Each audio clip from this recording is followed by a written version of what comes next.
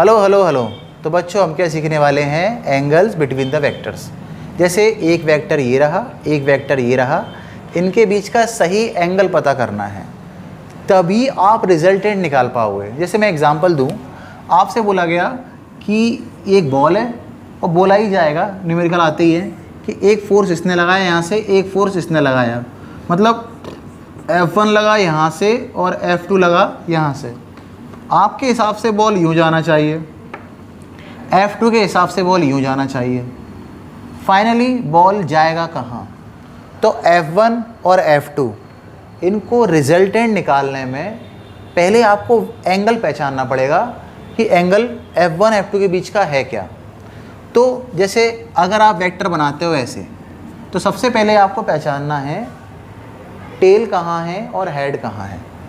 अगर आपने कहा कि सर ये है टेल और ये है हेड, तो एंगल बनेगा या तो टेल टेल के बीच में बनेगा और या तो फिर हेड हेड के बीच में बनेगा।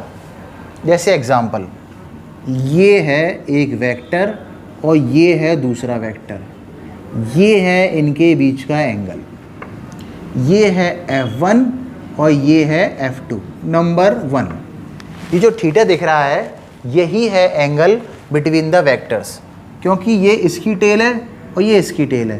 ये टेल टेल के बीच में जो एंगल बनता है वही है एंगल। आप इसको ऐसे देखो या ऐसे देखो, सेम बात है। आप इसको 360 माइनस थीटा कहोगे या थीटा कहोगे, दोनों ही मामले में ज्योमेट्रिकल मैथ के हिसाब से ये सेम बात है। cos 360 minus theta equal to cos theta. तो इसको अभी इग्नोर कर देते हैं, शायद ये समझ में ना आई हो, लेकिन यहाँ से देखते हैं। अगर मैं एक वेक्टर ऐसे बना दूँ और एक वेक्टर ऐसे बना दूँ, तो बताओ इनके बीच का एंगल। आप कहोगे ये रहा 90 डिग्री। नहीं, मुझे हमेशा टेल टेल चाहिए या हेड हेड चाहिए। तो मैं क्या करूँगा, इसको थोड़ा सा आगे प्रोड्यूस कर दूँगा।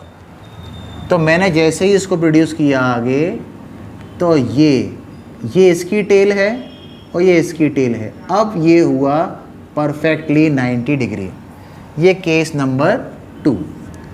तो मेरे बच्चों को वेरिएशन सीखना है, अलग अलग वेरिएशन। मैं ट्राइंगल से बनने वाले एंगल बताता हूँ, स्क्वायर से बनने वाले, रेक्टेंगल से बनने वाले। आओ ज़रा देखो केस।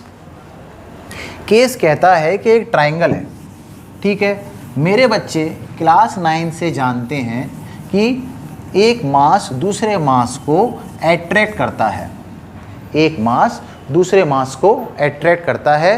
तो फाइंड द एंगल। जैसे ये रहा एक ट्राइंगल,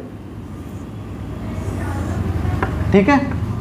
ये है एक ऑब्जेक्ट, आप इसको अट्रैक्ट कर रहे हो M1, ये रहा M और ये रहा M2, और M2 भी अट्रैक्ट कर रहा है। तो एंगल कहाँ है?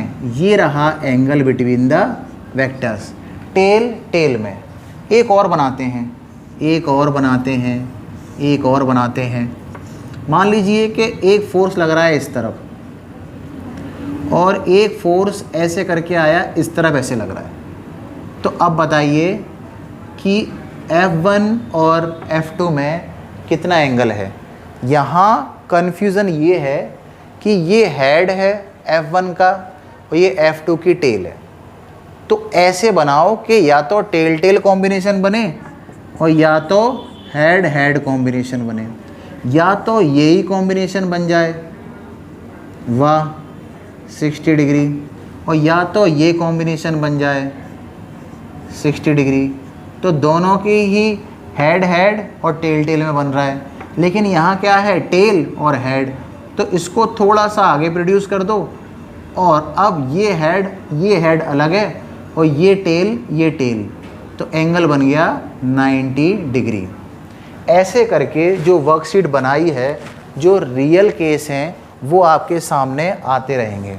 एक और देखो, बोलते हैं कि ये ऑब्जेक्ट है, अब आपको एंगल बताना है बिटवीन ये वाले वेक्टर में और ये वाले में। तो आप क्या करने वाले हो, ये 3 वेक्टर हैं A, B और C।